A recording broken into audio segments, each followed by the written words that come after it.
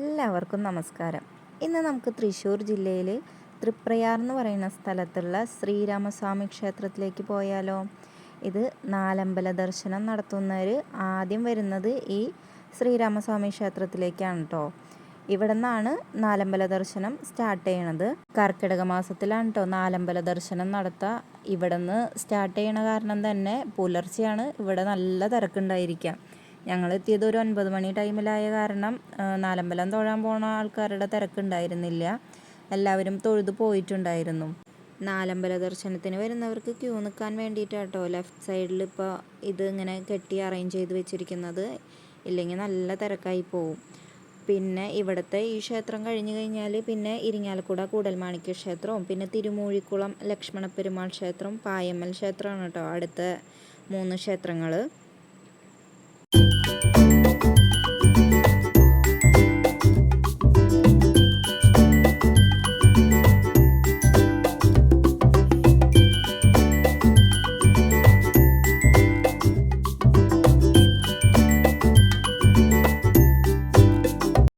അമ്പലത്തിൻ്റെ റൈറ്റ് സൈഡിൽ തന്നെ ഹനുമാൻ സ്വാമിയുടെ ഒരു ക്ഷേത്രം ഉണ്ട് കേട്ടോ.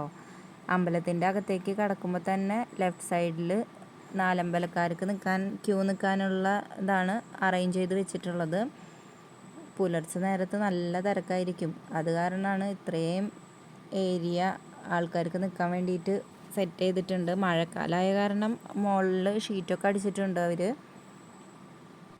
ഇവിടുത്തെ ഒരു ഉപപ്രതിഷ്ഠയാണ് ശ്രീകൃഷ്ണൻ്റെത്. ഇത് ഗോപാലകൃഷ്ണൻ എന്നുള്ള ഒരു സങ്കല്പത്തിലാണ് കേട്ടോ ഇവിടെ പ്രതിഷ്ഠിച്ചിട്ടുള്ളത്. ഇവിടുത്തെ മെയിനായിട്ടുള്ള വഴിപാടെന്ന് പറയണത് വെണ്ണയാണ്, കൃഷ്ണൻ്റെ പ്രസാദം.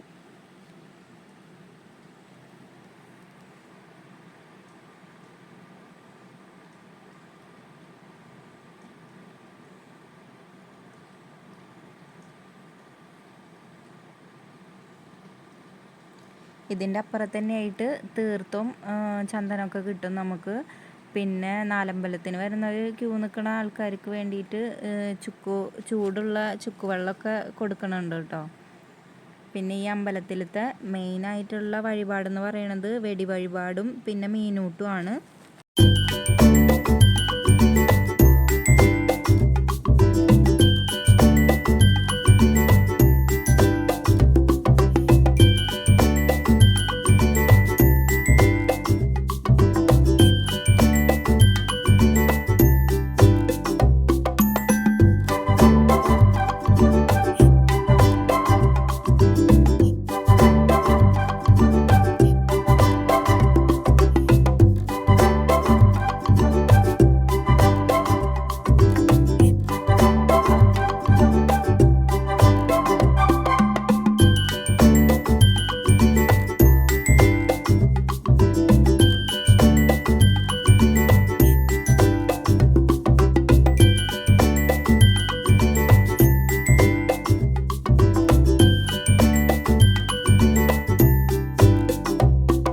ഇവിടെ വെടി വഴിപാട് നടത്തുന്ന സ്ഥലമാണ് കേട്ടോ കാണുന്നത്. അത് നമ്മൾ ടിക്കറ്റ് എടുത്തതിന് ശേഷം അവിടെ കൊണ്ടു കൊടുത്തു കഴിഞ്ഞാൽ അവർ വെടി വഴിപാട് നടത്തും.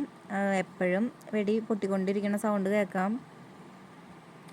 ഇവിടുത്തെ വേറൊരു ഉപപ്രതിഷ്ഠയാണ് ശാസ്താവിൻ്റെത്. അവിടെ മെയിനായിട്ടുള്ള വഴിപാടെന്ന് പറയുന്നത് എള്ളുതിരി കത്തിക്കലൊക്കെയാണ് കേട്ടോ.